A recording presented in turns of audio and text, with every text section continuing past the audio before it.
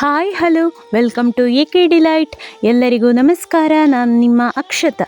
ಇವತ್ತು ನಾನು ರುಚಿಕರವಾದಂತಹ ಮಂಗಳೂರು ಸೌತೆಕಾಯಿಯಿಂದ ಯಾವ ರೀತಿ ಪಾಯಸ ಮಾಡ್ಬೋದು ಅಂತ ತೋರಿಸ್ತಾ ಇದ್ದೇನೆ. ಮುಳ್ಳು ಸೌತೆಯಿಂದೆಲ್ಲ ಸಾಧಾರಣವಾಗಿ ಎಲ್ಲರೂ ಪಾಯಸ ಮಾಡ್ತೀರಾ. ಅದೇ ರೀತಿ ಈ ಮಂಗಳೂರು ಸೌತೆಕಾಯಿ ಪಾಯಸ ಕೂಡ ಮುಳ್ಳು ಸೌತೆ ಪಾಯಸದಷ್ಟೇ ರುಚಿಯಾಗಿರ್ತದೆ. ಬನ್ನಿ ಹಾಗಿದ್ರೆ ಈ ರುಚಿಕರವಾದಂತಹ ಪಾಯಸವನ್ನು ಯಾವ ರೀತಿ ಪ್ರಿಪೇರ್ ಮಾಡೋದು ಅಂತ ನೋಡುವ. ಅದಕ್ಕೂ ಮೊದಲು ಯಾರೆಲ್ಲ ನಮ್ಮ ಚಾನೆಲ್ಗೆ ಸಬ್ಸ್ಕ್ರೈಬ್ ಮಾಡಲಿಲ್ವೋ ಸಬ್ಸ್ಕ್ರೈಬ್ ಮಾಡಿ, ಹಾಗೆ ವಿಡಿಯೋನ ಫುಲ್ ನೋಡಿ ಸಪೋರ್ಟ್ ಮಾಡಿ ಸ್ನೇಹಿತರೆ. ಬನ್ನಿ ಹಾಗಿದ್ರೆ ರುಚಿಕರವಾದಂತಹ ಪಾಯಸವನ್ನು ಯಾವ ರೀತಿ ಮಾಡೋದು ಅಂತ ನೋಡುವ. ಈ ಪಾಯಸ ಮಾಡಲಿಕ್ಕೆ ನೋಡಿ, ನಾನಿಲ್ಲಿ ಒಂದು ಎಳೆಯದಾದಂತಹ ಸೌತೆಯನ್ನು ತಗೊಂಡಿದ್ದೇನೆ. ಇದು ತುಂಬ ಬೆಳೆದಂತಹ ಸೌತೆ ಅಲ್ಲ, ಇದಕ್ಕೆ ಎಳೆಯ ಸೌತೆ ಆದರೆ ತುಂಬ ಒಳ್ಳೆಯದು.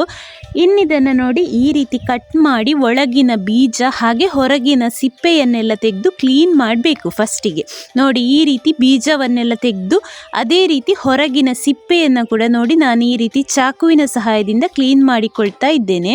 ನಿಮಗೆ ಯಾವ ರೀತಿ ಸುಲಭ ಆಗ್ತದೋ ಆ ರೀತಿ ಮಾಡಿಕೊಳ್ಬಹುದು. ಹೊರಗಿನ ಸಿಪ್ಪೆ ಮತ್ತು ಒಳಗಿನ ಬೀಜವನ್ನು ತೆಗೆದು ಈ ರೀತಿ ಕ್ಲೀನ್ ಮಾಡಿ ಇಟ್ಟುಕೊಳ್ಬೇಕು. ಈ ಸೌತೆ ಯಾವುದೇ ಕಾರಣಕ್ಕೆ ಕಹಿ ಇರಬಾರ್ದು, ಅದನ್ನೊಂದು ನೀವು ನೋಡಿಕೊಂಡ್ರೆ ಒಳ್ಳೆಯದು. ನೋಡಿ ಇದೀಗ ಕ್ಲೀನ್ ಮಾಡಿದಂತಹ ಸೌತೆ. ಇನ್ನು ನೋಡಿ ಈ ರೀತಿ ತುರಿಮಣೆಯ ಸಹಾಯದಿಂದ ತುರಿದುಕೊಳ್ತಾ ಇದ್ದೇನೆ. ನಾವು ಸಿಪ್ಪೆ ತೆಗೆದು ಕಟ್ ಮಾಡಿದಂತಹ ಸೌತೆಯನ್ನು ನೋಡಿ ಈ ರೀತಿ ತುರಿದುಕೊಳ್ಬೇಕು. ತುರಿಮಣೆಯಲ್ಲಿರುವಂತಹ ದೊಡ್ಡ ಅಚ್ಚಿನಲ್ಲಿ ತುರಿದುಕೊಳ್ಳಿ, ತುಂಬ ಸಣ್ಣ ಅಚ್ಚಿನಲ್ಲಿ ತುರಿದುಕೊಳ್ಳಿಕ್ಕೆ ಹೋಗಬೇಡಿ. ನೋಡಿ ಈಗ ಎಲ್ಲ ಸೌತೆಯನ್ನು ಈ ರೀತಿ ತುರಿದು ರೆಡಿ ಮಾಡಿ ಇಟ್ಟುಕೊಂಡಿದ್ದೇನೆ. ಇನ್ನಿದನ್ನು ನೋಡಿ ಒಂದು ಪಾತ್ರೆಗೆ ಹಾಕಿ ಈ ಸೌತೆಕಾಯಿ ಮುಳುಗುವಷ್ಟು ನೀರನ್ನು ಹಾಕಿಕೊಳ್ಬೇಕು. ನಾನಿದಕ್ಕಿಲ್ಲಿ ಬಿಸಿ ನೀರನ್ನು ಯೂಸ್ ಮಾಡಿಕೊಳ್ತಾ ಇದ್ದೇನೆ. ನೀವು ತಣ್ಣಗಿನ ನೀರು ಕೂಡ ಹಾಕಿಕೊಳ್ಬೋದು. ಬಿಸಿ ನೀರು ಹಾಕಿದರೆ ಸ್ವಲ್ಪ ಬೇಗ ಆಗ್ತದೆ ಅಂತ ನಾನಿಲ್ಲಿ ಬಿಸಿ ನೀರನ್ನು ಹಾಕಿಕೊಂಡಿದ್ದೇನೆ.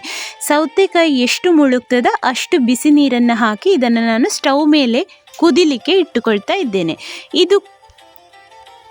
ಈ ಸೌತೆಕಾಯಿ ಬೇಯುವಾಗ ನಾವು ಕಾಯಿ ಹಾಲನ್ನು ರೆಡಿ ಮಾಡಿಕೊಳ್ಳುವ. ಕಾಯಿ ಹಾಲು ಮಾಡಲಿಕ್ಕೆ ನೋಡಿ ನಾನಿಲ್ಲಿ ಒಂದು ಹಸಿಕಾಯಿಯನ್ನು ತುರಿದು ತಗೊಂಡಿದ್ದೇನೆ.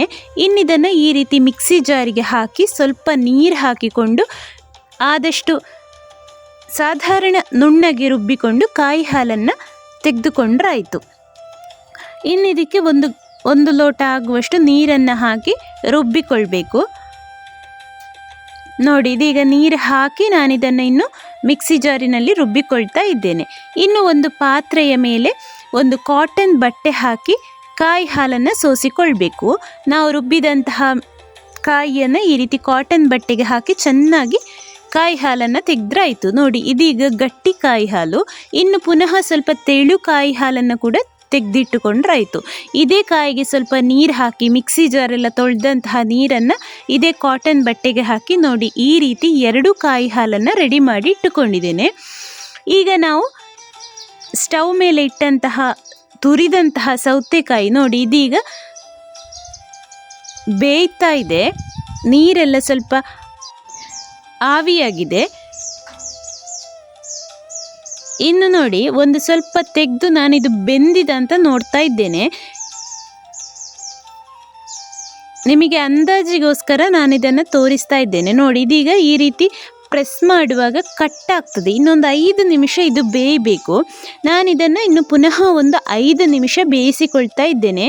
ನಿಮಗೆ ಸ್ವಲ್ಪ ಗಟ್ಟಿಯೇ ಬೇಕು ಅಂತ ಇದ್ದರೆ ನೀವು ಇಷ್ಟು ಬೇಯಿಸಿಕೊಂಡ್ರೆ ಸಾಕು. ಇನ್ನೂ ಒಂದು 5 ನಿಮಿಷ ಬೆಂದರೆ ತುಂಬ ರುಚಿಯಾಗಿರ್ತದೆ. ಇನ್ನಿದಕ್ಕೆ ನಾನು ಸ್ವಲ್ಪ ನೀರು ಕಡಿಮೆ ಆದ ಕಾರಣ ಒಂದು ಲೋಟ ಆಗುವಷ್ಟು ನೀರನ್ನು ಹಾಕಿಕೊಳ್ತಾ ಇದ್ದೇನೆ.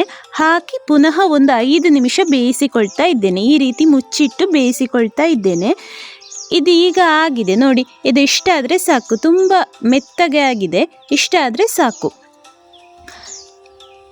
ಇನ್ನಿದಕ್ಕೆ ನಾನು ಬೆಲ್ಲವನ್ನು ಆ್ಯಡ್ ಮಾಡಿಕೊಳ್ತಾ ಇದ್ದೇನೆ.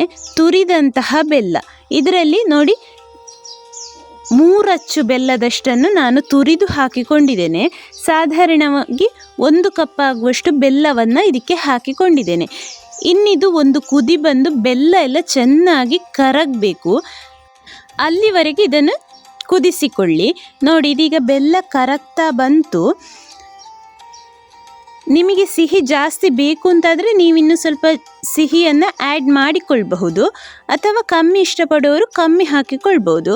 ಇನ್ನಿದಕ್ಕೆ ನಾನೊಂದು 3 ಚಮಚ ಆಗುವಷ್ಟು ಅಕ್ಕಿ ಹುಡಿಯನ್ನು ತೆಳು ಕಾಯಿ ಹಾಲಿಗೆ ಹಾಕಿ ಚೆನ್ನಾಗಿ ಮಿಕ್ಸ್ ಮಾಡಿಕೊಂಡು ಹಾಕಿಕೊಂಡಿದ್ದೇನೆ. ಹಾಗೆ ಗಟ್ಟಿ ಕಾಯಿ ಹಾಲನ್ನು ಕೂಡ ಹಾಕಿಕೊಂಡು ಈ ರೀತಿ ನೋಡಿ ಚೆನ್ನಾಗಿ ಮಿಕ್ಸ್ ಮಾಡಿಕೊಳ್ಬೇಕು.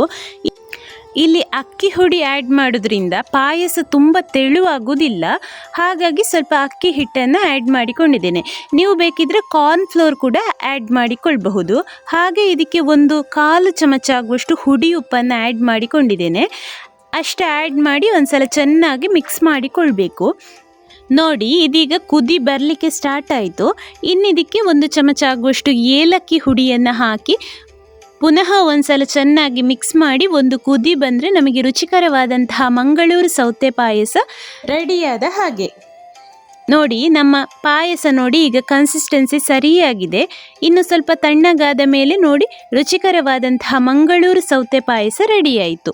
ಸ್ನೇಹಿತರೆ, ಹಾಗಿದ್ರೆ ಈ ಒಂದು ವಿಡಿಯೋ ಎಲ್ಲರಿಗೂ ಇಷ್ಟ ಆಗಿದೆ ಅಂದ್ಕೊಳ್ತೇನೆ. ಒಂದು ಲೈಕ್ ಕೊಟ್ಟು ಶೇರ್ ಮಾಡಿ, ಸಬ್ಸ್ಕ್ರೈಬ್ ಮಾಡಿ, ಹಾಗೆ ಬೆಲ್ ಐಕಾನನ್ನು ಪ್ರೆಸ್ ಮಾಡಿ.